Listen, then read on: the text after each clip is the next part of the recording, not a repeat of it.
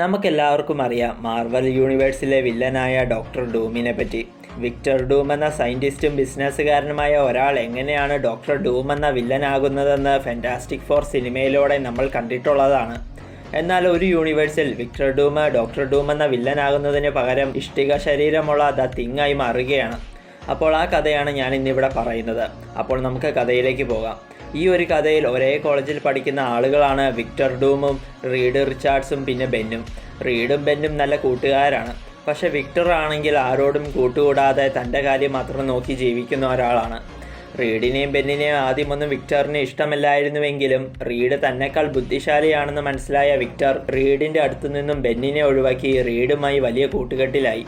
അങ്ങനെ പിന്നീട് 5 വർഷങ്ങൾക്ക് ശേഷം റീഡും വിക്ടറും ചന്ദ്രനിലേക്ക് പോകുവാനായി മറ്റുള്ളവർ ഇതുവരെ നിർമ്മിച്ചതിൽ നിന്നും അഡ്വാൻസ്ഡ് ആയ ഒരു സ്പേസ് ഷിപ്പ് നിർമ്മിച്ചു. എന്നിട്ട് ആദ്യമായി ആ സ്പേസ് ഷിപ്പും ഓടിച്ചുകൊണ്ട് വിക്ടർ ഡൂമും റീഡും പിന്നെ റീഡിൻ്റെ കാമുകിയായ സൂസൻ്റെ സഹോദരനായ ജോണിയും ചന്ദ്രനിലേക്ക് ആദ്യ പരീക്ഷണം നടത്തി.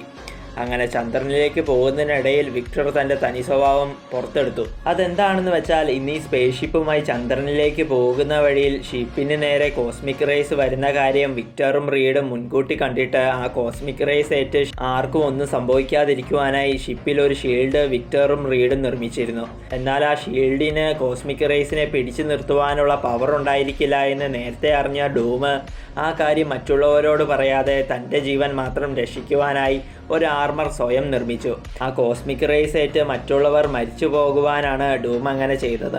അതെന്തിനാണെന്ന് വെച്ചാൽ ഇന്ന് നടത്തുന്ന ഈ സ്പേസ് ഷിപ്പ് പരീക്ഷണം വിജയിക്കുമ്പോൾ അതിൻ്റെ നേട്ടങ്ങളും അഭിനന്ദനങ്ങളും എല്ലാം വിക്ടറിന് ഒറ്റയ്ക്ക് സ്വന്തമാക്കണം. മാത്രമല്ല റീഡിൻ്റെ ബുദ്ധി ഉപയോഗിച്ച് കോടീശ്വരനായി മാറിയ വിക്ടറിന് ഈ ഒരു പരീക്ഷണത്തിന് ശേഷം തൻ്റെ കീഴിൽ നിന്നും റീഡ് സ്വന്തമായി അവന് വേണ്ടി ജോലി ചെയ്യുവാൻ തുടങ്ങുമെന്ന് അറിഞ്ഞതുകൊണ്ടും പിന്നെ റീഡിൻ്റെ ലവറായ സൂസണിനെ വളയ്ക്കാൻ നോക്കിയിട്ട് അവൾ വളയാത്തതിൻ്റെ ദേഷ്യം കൊണ്ടും പിന്നെ റീഡ് ഫ്യൂച്ചറിൽ ചെയ്യാൻ പോകുന്ന കാര്യങ്ങൾ നേരത്തെ മനസ്സിലാക്കിയത് കൊണ്ട് ഇനി റീഡിൻ്റെ ആവശ്യം തനിക്ക് വേണ്ട എന്ന തോന്നൽ കൊണ്ടുമാണ് വിക്ടർ റീഡിനെയും പിന്നെ സൂസണിനെയും ജോണിയെയും കൊല്ലാൻ പോകുന്നത്. അങ്ങനെ ഇപ്പോൾ കോസ്മിക് റേസ് ഏറ്റ് റീഡും സൂസണും ജോണിയും വേദനിച്ച് കരയുന്നത് കണ്ട് വിക്ടർ സന്തോഷിക്കുകയാണ്. പക്ഷെ പെട്ടെന്ന് ആ സ്പേസ് ഷിപ്പ് തിരിച്ച് ഭൂമിയിലേക്ക് ചെന്ന് ഇടിച്ച് പൊട്ടിത്തെറിക്കുകയാണ്. പക്ഷെ ആ പൊട്ടിത്തെറിയിൽ റീഡിനും സൂസണിനും പിന്നെ ജോണിക്കും ഒന്നും സംഭവിക്കുന്നില്ല. മാത്രമല്ല റീഡിന് റബ്ബർ പോലെ തൻ്റെ ശരീരം നീട്ടാനുള്ള സൂപ്പർ പവറും പിന്നെ സൂസണിന് ശരീരം ഇൻവിസിബിൾ ചെയ്യാനുള്ള പവറും പിന്നെ ജോണിക്ക് ശരീരം മുഴുവൻ തീ ആക്കുവാനുള്ള സൂപ്പർ പവറും ആ കോസ്മിക് റേസ് കാരണം ലഭിച്ചിരിക്കുകയാണ്. എന്നാൽ ആ കോസ്മിക് റേസിൽ നിന്നും രക്ഷപ്പെടുവാനായി നിർമ്മിച്ച പ്രത്യേക ആർമർ വലിയ തോതിൽ കോസ്മിക് റേസിനെ അബ്സോർബ് ചെയ്തതിനാൽ നമ്മുടെ വിക്ടർ ഡൂം ഇഷ്ടിക ശരീരമുള്ള ദ തിങ് ആയി മാറുകയാണ്.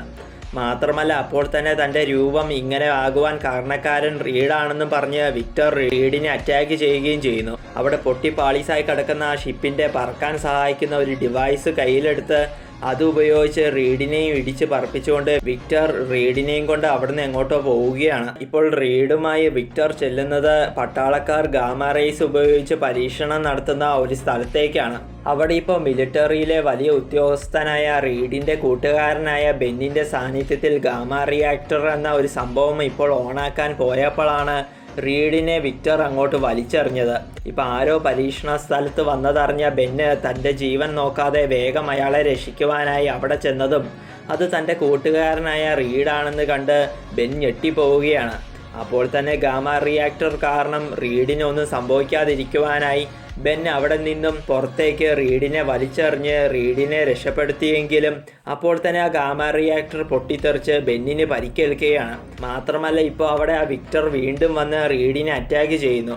ഇപ്പോൾ തൻ്റെ കൂട്ടുകാരനായ റീഡിനെ വിക്ടറാണ് ഇപ്പോൾ ഇഷ്ടിക രൂപത്തിൽ അറ്റാക്ക് ചെയ്യുന്നതെന്ന് റീഡിൻ്റെയും വിക്ടറിൻ്റെയും സംസാരത്തിൽ നിന്നും പരിക്കേറ്റ് അവിടെ കിടക്കുന്ന ബെൻ അറിഞ്ഞതും അപ്പോൾ തന്നെ വളരെ ദേഷ്യം വന്ന് ഗാമ റേസ് കാരണം ബെന്ന് ഹൾക്കായി മാറുകയാണ്. എന്നിട്ട് വിക്ടറിനെ അടിച്ചു വീഴ്ത്തുകയാണ്.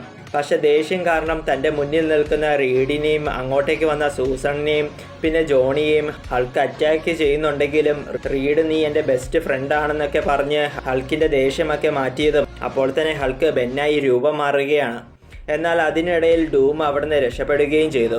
അതുകൊണ്ട് തന്നെ ഇനി ഡൂമോ അവനെപ്പോലെയുള്ള ആളുകളോ ഭൂമിയിൽ പ്രശ്നമുണ്ടാക്കുവാൻ വന്നാൽ അവരെ തോൽപ്പിക്കുവാനായി ഒരു സൂപ്പർ ഹീറോ ടീമായി മാറുവാൻ അവരെല്ലാം അവിടെ വെച്ച് തീരുമാനിക്കുകയാണ്. അങ്ങനെ ഈ കഥ ഇവിടെ അവസാനിക്കുന്നു.